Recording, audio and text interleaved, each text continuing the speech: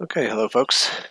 We're in Half-Life Alyx. So this is Valve's new VR flagship title. This is an important game for us as VR designers to examine because Valve are going to set the standard for VR interactions from here on. There's Valve's classic loading screen. 3D, it's even more creepy.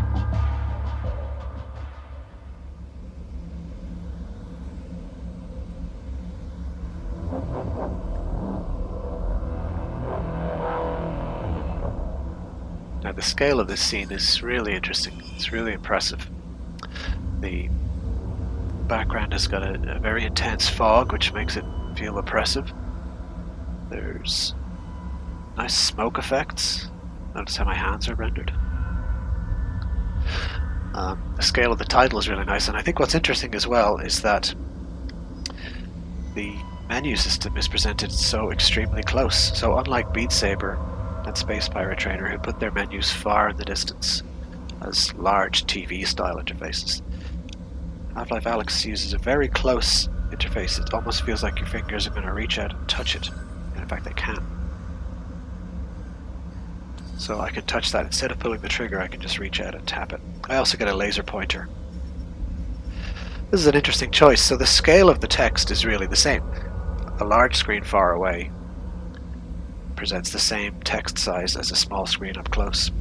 But I feel this interface is designed to look tactile. It's designed for you to reach out and touch it with your fingers. I'm going to start a new game so I can show you. Start. Chapter 1. Go to normal, blink, weapon right hand. Okay. They offer a few different movement options in this game. Blink is recommended as the best. It's a teleport with a kind of a fast slide. You can also play it with an instant teleport, or you can use seated controls. If you want to sit down and just slide around the world, you can do that too.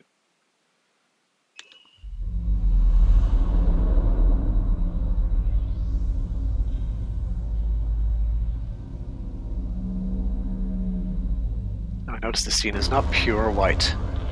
It's a very light grey. Pure white is annoying in VR. It's too harsh on your eyes.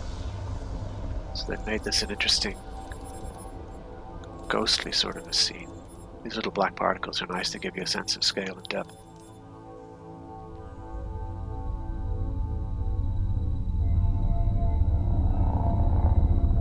This is more typical of how VR games present text, so it feels like it's about 3 or 4 meters away. It's very large scale. Alyx is very subtly in front of Half-Life as well. This reminds me of how they do the credits in 3D movies. They often have the text embossed slightly. Okay, opening scene of Half-Life Alyx. It's really impressive detail in the cityscape. It's enjoyable to just stand here and watch these robots walking around. It's so immersive. That one seems to be doing some welding over there. Smoke coming out of the chimneys. The animation of the flying robots is beautiful. Animation on the pigeon, not so good. It should be bobbing up and down a bit as it flaps. There's a pigeon over here too. Yeah, there's a pigeon over here. Okay, so this is the introductory scene, so it's going to teach me how to play. Notice my hands are disembodied. They haven't tried to do IK arms. IK arms is inverse kinematics, where the arms are animated to look realistic. And I think that's a good choice, because when you look down at your body, if your head is not aligned perfectly, it feels weird. If the arms aren't aligned and animated perfectly, it feels weird. So disembodied hands might seem like a strange choice, but I feel like it's better than trying to draw a body. Now it's telling me to use the joystick push to move. So it creates a holographic footprint. I teleport over and scare the pigeon off. I can use the right joystick to turn quickly. The left joystick is just for moving. I notice that I can pull the trigger to grab. It's got analog sensitivity on that. The detail in the objects is incredible. Textures are really good. Everything's interactive. Everything's got physics. It's very impressive. Throw this over the edge. Goes all the way down. Oh, there's some people down there, I see. Waiting at a bus stop. It's really an impressive opening scene. Okay, let's explore.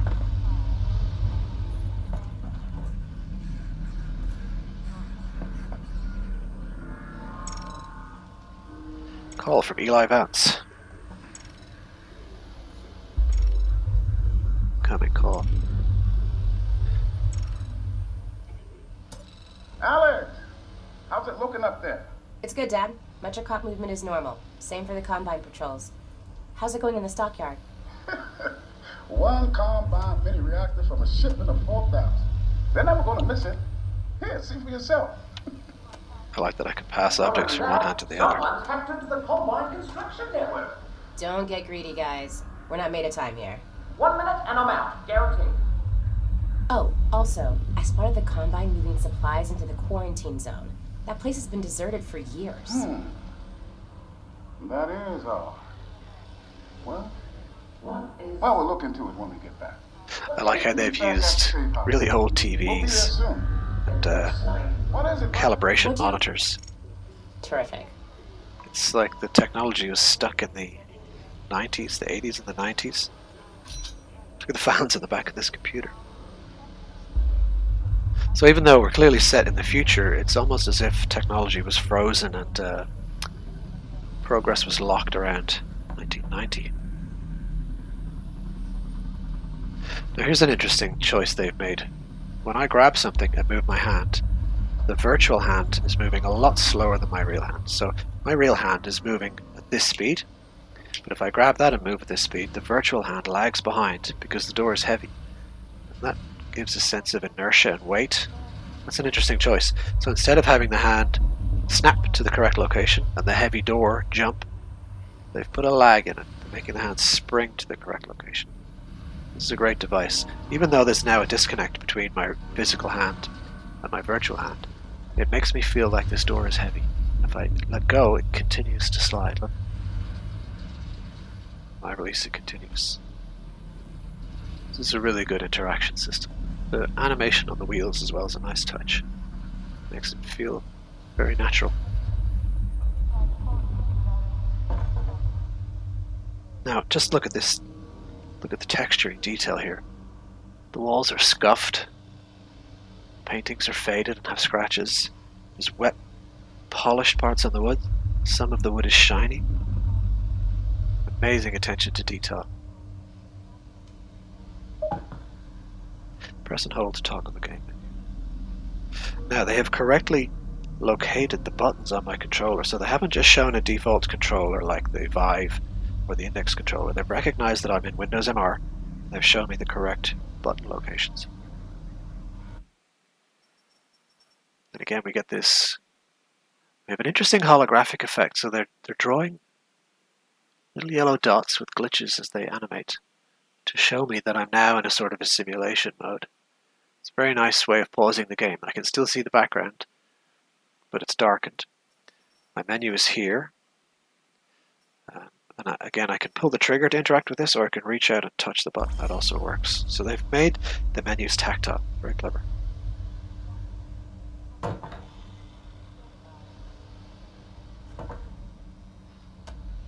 Now again, we have the sense of weight on the door, but this is a much lighter door. So if I move my hand quickly, the door responds. So I can move my hand very quickly when I'm not holding. When I hold the door, there's this very small lag. That makes this feel like a lighter door than the last one. It's very good sense of weight. Let's see if I can push this. Now watch what happens. As my hand gets closer to the switch, I'm not pulling the trigger, but it's entering an animation of the index finger reaching out. And of course the switch works and it turns off the light. It has a little bit of snap to it, so if I'm not exactly right, it still works. I'll put my hand a bit too high. It still works. It snaps into, I reckon they have a trigger sphere around here, and as your hand gets close they start the animation, and if you're reasonably close it works, which means I don't have to be pixel perfect.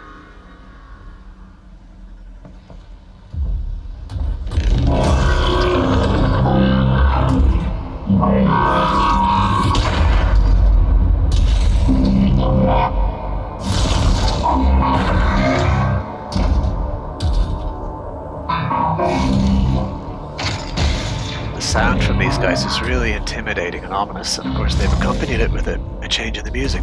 You might have noticed that that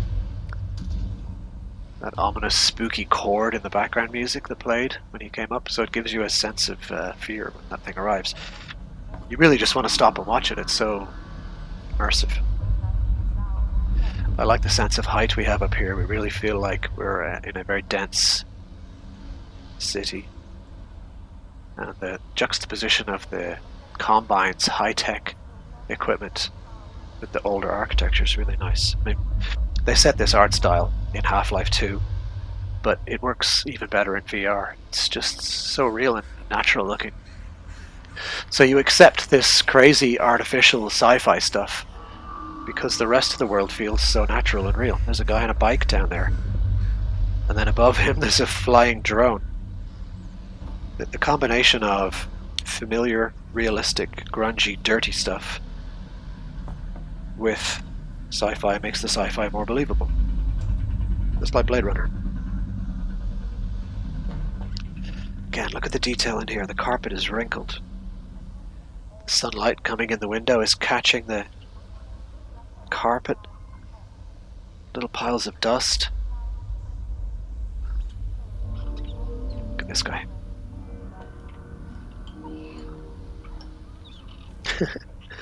It's great. Can I pick this up? No, this is not interactive. This one is. Not coffee. That's a good warning. It's probably bug food. I just noticed that there is a whiteboard marker over here. Is it a pen? It is. I'm going to write on the whiteboard. I didn't try this the first time I played. Let's see if this works. It works. Amazing. That's fantastic. We have a blurry security camera feed, VHS tapes, and an old VHS camcorder. Now, interestingly, they've drawn a square on the window, so I've got to crouch down to have a look and see what they're recording. If I crouch down here, I can line up my view and see what they're up to. Let's take this and line it up. Of course, I can hold this and the video works. Looks like they're taking a video of that Combine Tower out there. There's a helicopter delivering something at it. So you get a great sense of backstory, of realism, of this, of the feeling that real people lived here. Look at this globe. They've marked something. I guess we're supposed to be here in Eastern Europe. Oh, it spins. I wasn't sure if that would work, but it really spins, look. Okay, America has been crossed off. Greenland's in trouble. Africa's in trouble. Something's happening in Eastern Europe. Let's explore some more. The pace of this introductory section is nice and slow. You're given time to learn the controls, experience VR.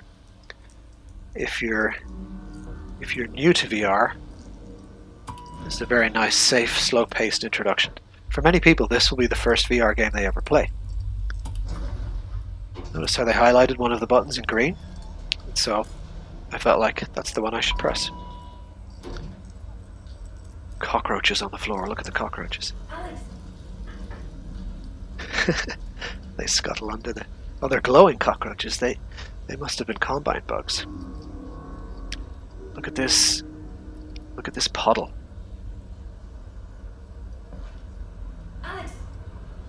Somebody wants to talk to me over there, but I'm busy looking at the graphics. They'll have to wait. This spill is fantastic. It's got... Not only has it a change in specular, it has dried at the edges slightly. The edges are partially specular. The middle of the puddle where it's still wet's fully specular. Very nice attention to detail there. There's the bucket where the spill came from, of course. Okay, who's this? Yep, they got the reactor. Easy peasy.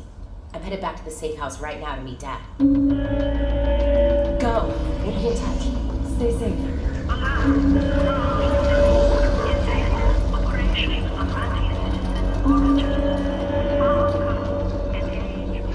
notice how this cutscene is depicted behind glass, which means I can't go out there and interfere with it and mess it up. If I was free to teleport around out there and get in the way of the Combine soldiers and get in the way of the people, the cutscene would not be as immersive. Because I'm down here, I can't spoil it. This is something you have to consider in VR. When the player is free to do this and teleport around and stick their hand inside objects, you can totally wreck the immersion if you allow them to do impossible things. So they've very cleverly captured me inside this basement laundry so that the cutscene can play out uninterrupted. It remains more immersive.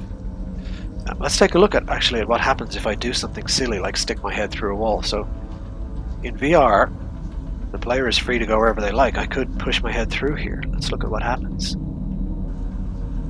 So when I stick my head inside a wall, I get this very strange, surreal sort of a scene. It feels a little bit like I'm looking at the back of my own eyelid. This black dot, which looks like the blind spot in your eye, back of the cornea, that follows me as I move around. Now let's turn my head around this way. I get a little window back into the real world. So I feel like I'm in a strange dream state out here. It has some scanline effects, so it looks computer graphics. But very cleverly they've shown me the way back to the real world. So if I stick my head back through here, we go back in the real world. This is a great effect. So rather than revealing what's behind the world and breaking the immersion, they've decided to add this surreal effect. If I go too far away, I lose the sense of which way is real. Look at that. I notice I can still see the lights when I'm back here. So there's always a guide how to get back into the real world. It's really done very well. It's one of those little pigeons again. I like their idle animation. I found the flight wasn't completely convincing, but this idle is very good. The drifting leaves in the background are very good too. Alright, let's continue.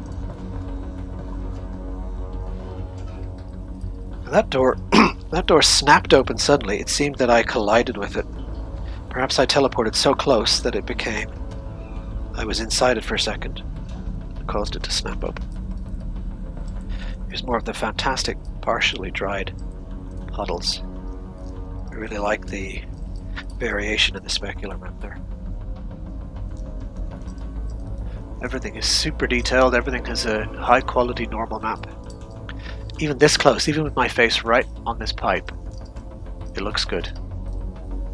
And again, that's something you have to consider in VR. In a normal FPS game, the colliders around the objects prevent the player from putting the camera too close.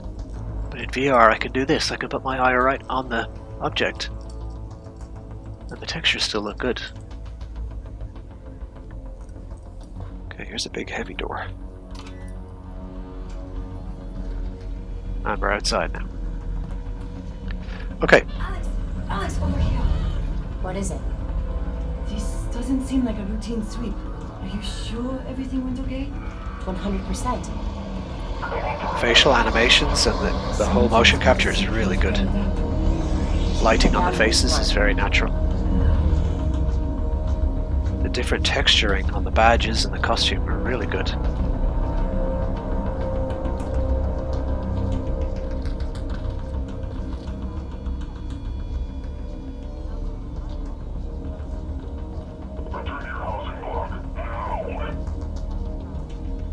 Notice there's lots of additional animation, so for players to stick around and watch, they add additional content to reward you for looking around.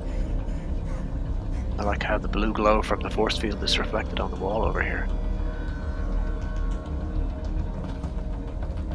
What's happening here?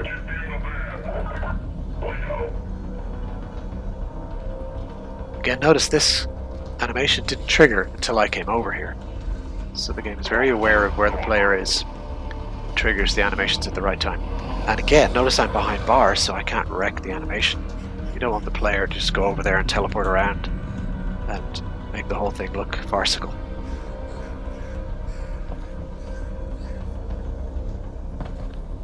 Here's a little alcove with, as far as I know, has no gameplay significance at all. It's just been put here for players that like to explore, just to make the world feel more real. Let's see if the beer bottles break. They do.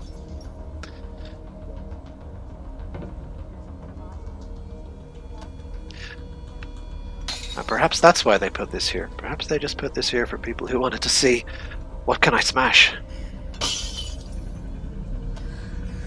What if I keep holding it and hit the wall? Okay, if I'm holding onto it, it doesn't break.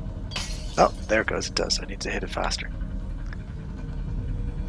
This area feels like they're just showing off. They're just showing, look what we've made. Look how immersive it is. Take your time and enjoy it. Let's break a plate. Yep, see, the first time it didn't break and then I hit it harder and it broke. Or can I frisbee the plates? I can. They even fly correctly.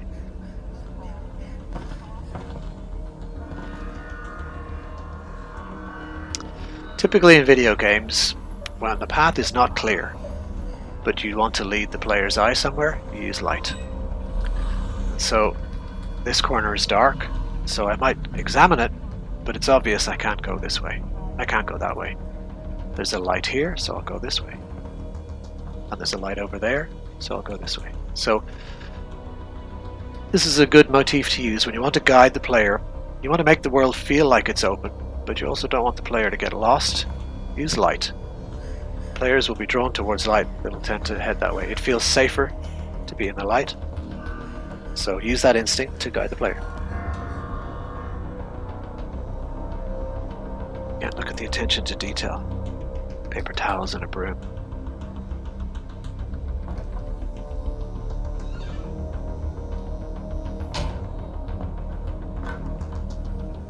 There's no handle on her door.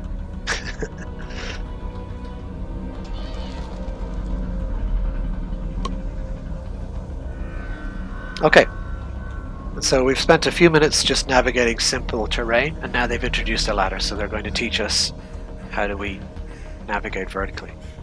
When I send the footsteps over to the ladder, a little wheel appears, an arrow scrolling up, and when I release, I'm up at the top of the ladder. What's that noise? Look at this.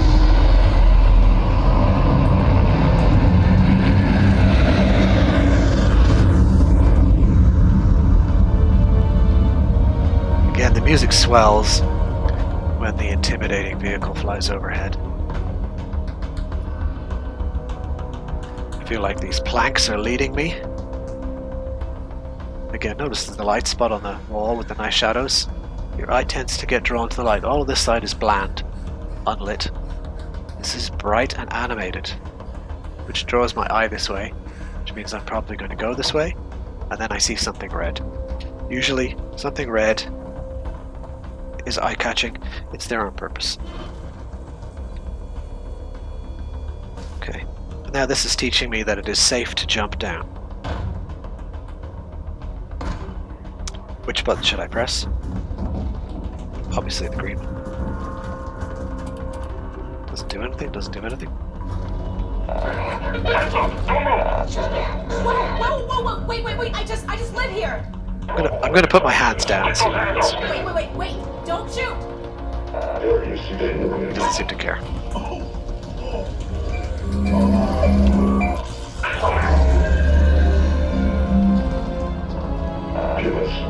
Didn't steal anything. He pushes me back. I didn't see anyone. Dad!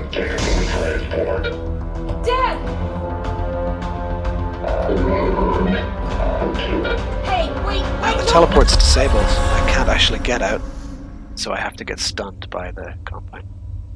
Father. Hello?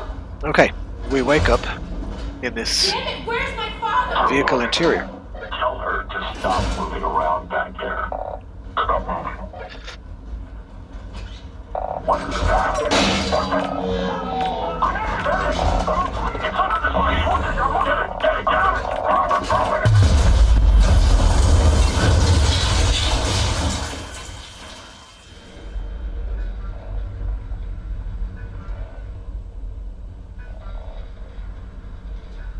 Right now, the vehicle appears to be flipped on its side. I have to be careful. I have to actually crouch here. If I stand up fully, my head goes through the walls. I have to crouch to stay inside this vehicle. It really feels like I'm in a cramped space. That effect of blurring my vision makes me not want to stand up. There's a window here.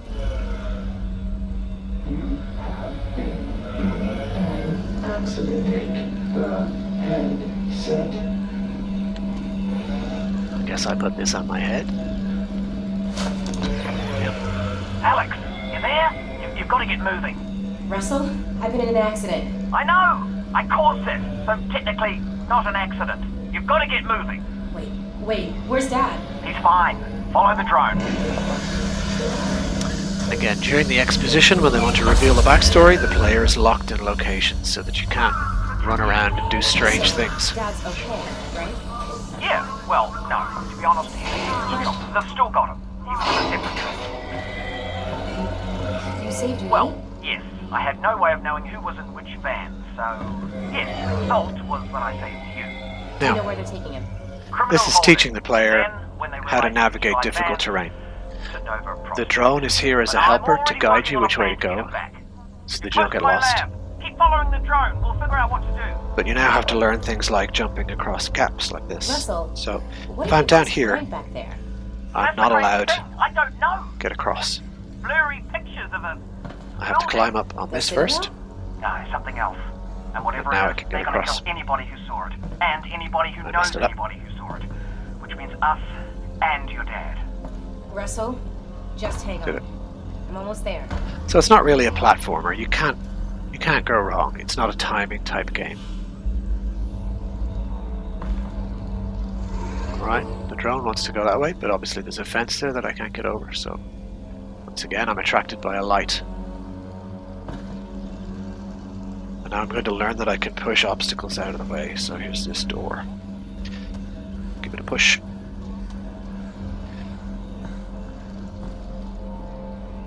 Drone's waiting for me.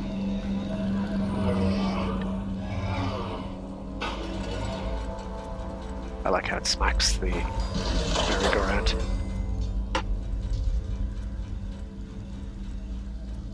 Then we have another ladder.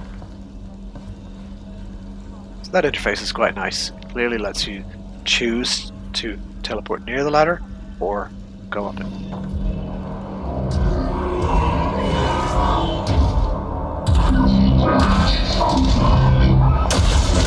So, drone's a little squished. This guy comes very close to you. Everything's cut out for a second. I lost the instant video feed. Can you see my drone? Is it okay? Sure. Yeah, I'll be there in a minute. The vocalization from the tripods is really great.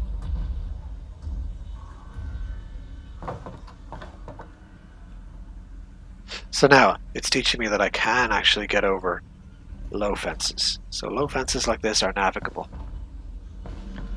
Again, we've got a red handle, nice and clear. Look at the lighting in here. The lighting in here is gorgeous. Again, we have that interesting mix of high-tech tubing and an ancient television. Looks like the old Philips TVs. I notice I can use the right stick to back off as well. If I teleport too close, right thumbstick backwards brings me back. Now the tubing's going in there, so let's have a look.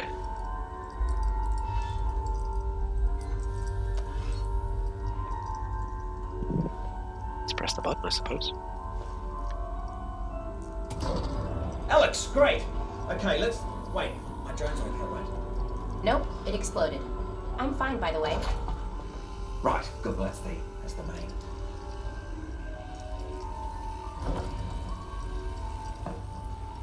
Russell, they've got Dad. I know. This is bad. They're going to find out what he knows. Okay. And then, they're Let's gonna... mess it up by teleporting Oh, away. God. But the good news is we've got something they don't. Which is? My plan to get him back. Great. He continues his Right. animation. Now, Doesn't pretty seem to soon be they're too gonna aware realise that your of where dad's I not am. gonna talk. And when that happens, he's off to have his brain sucked out. Russell. Potentially. Maybe not, though. I mean, they could just drill into Stop. his... Oh, yeah. Still. From this point of view, though, he looks What they will fantastic. do The lighting is take him really by good. train from here. This is Eli. And the facial animation is Nova Prospect. flawless, And if really. he gets on that Very train, convincing. that's it. Right? Not necessarily. Grab something that represents us. Okay, so he's asked me to grab something that represents us. I see that they've placed some teacups around here. Feels too obvious. Anything will do. Let's have a can of... I can't even pronounce that. It seems to be in Cyrillic, so... The can down there. Anything will do. Okay, that's you. I thought you said us. Well, one of us, me, will have to stay here for this plan to work. All right? Fair enough. Just outside, there's a second train that also leads out of City 17 through the quarantine zone. Okay. Both trains intersect here at Fairview Junction. You take your train, get there before his train, and hack into the controls. That'll let me take over the system. Train comes to a halt. Notice you deal what's with on the this combine TV over here. situation, and we get your dad back. Sounds good. Alright, Where's while the train he's I'm taking? briefing us, Out the back, through the yard. It's decommissioned, but I think I we're can expected hack into to be its standing controls. here. Oh, and get yourself a pair of Russells Which on the means way out. you will probably see that TV. The gloves, Alex. You know, the gravity gloves. I have a few sets through there. You can calibrate TV them is by showing the shed. my point of view. We can do this, Alex. There's my hands. You got that, didn't you, though? There's Russell. Because we're gonna do it. Yeah, we are. So somehow Russell I'll has a give you every device step of the way. that can see what I see. Perhaps that's the headset that he gave me earlier. But it's a bit disconcerting to know that he sees everything. Let's look at his computers over here. It's got a beautiful CGA colored DOS screen there. Again, another old MS-DOS style diagnostics utility. This looks like the edit program that came with MS-DOS.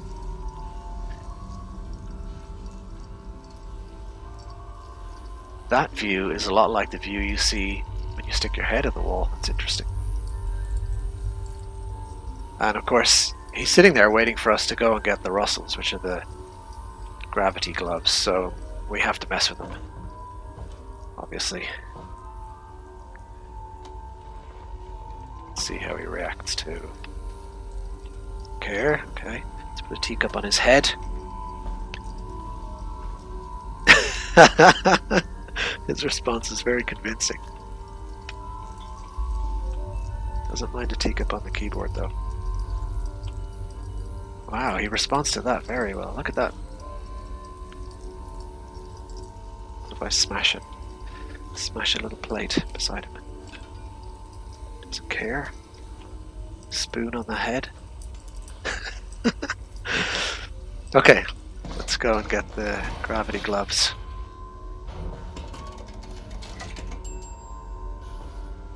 I like the little ding ding prompt. Also appear to be floating.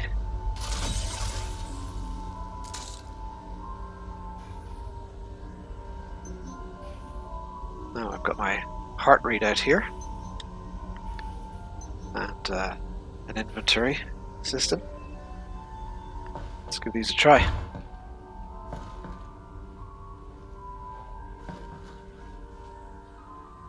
Alright, you know how this goes. There should be a bunch of junk down there.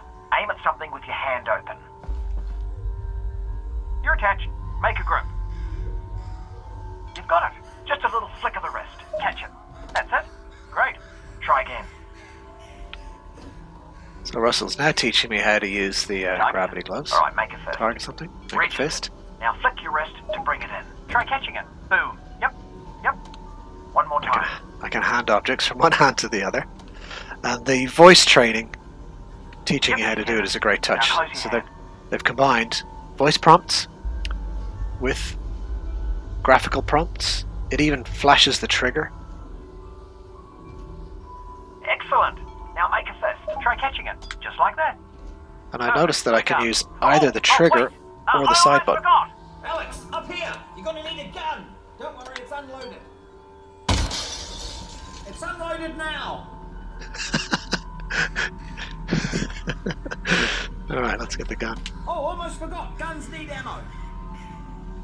Here you go. Caught it. Insert the magazine into the pistol. Now let's look at their interface for loading the gun, because this is really well designed. So I put the magazine in there.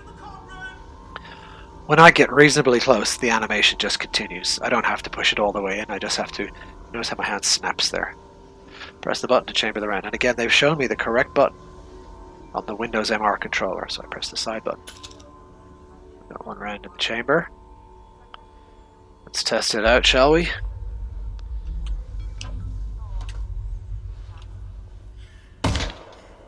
It works. You can even hit moving targets. Sometimes.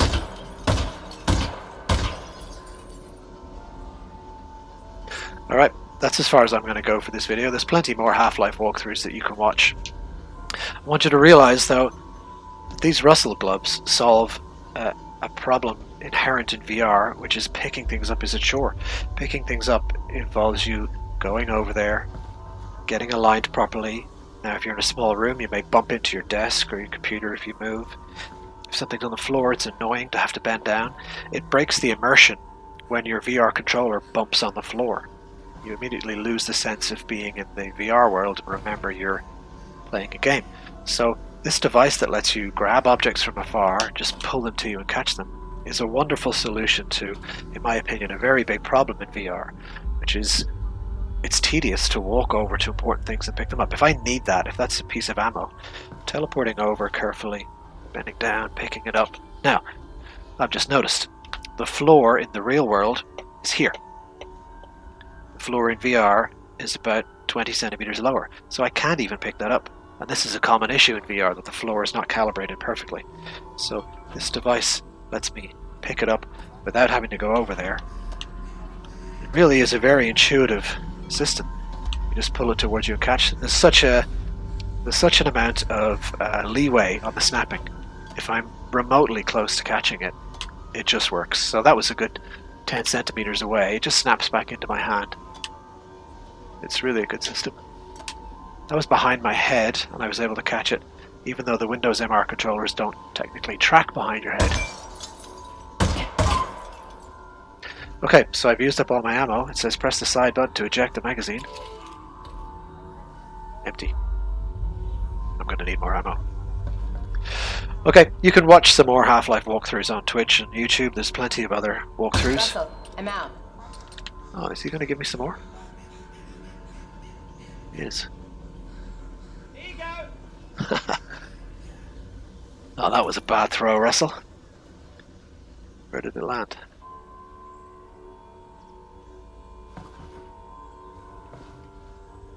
Like he threw it into the car. Okay. I'll post some links to some good Half-Life walkthroughs on the Discord so you can watch the rest of the game. There it is. You can watch the rest of the game on YouTube. I found this early section to be the most immersive, the most fun. I find that when the shooting starts and it becomes an FPS style game, that VR isn't a great interaction scheme. I'd rather play it with the keyboard and mouse at that stage. But I thought this opening section was really fantastic, a great exercise in the correct way to design for VR. Okay, thanks for watching. I'll have another video next week.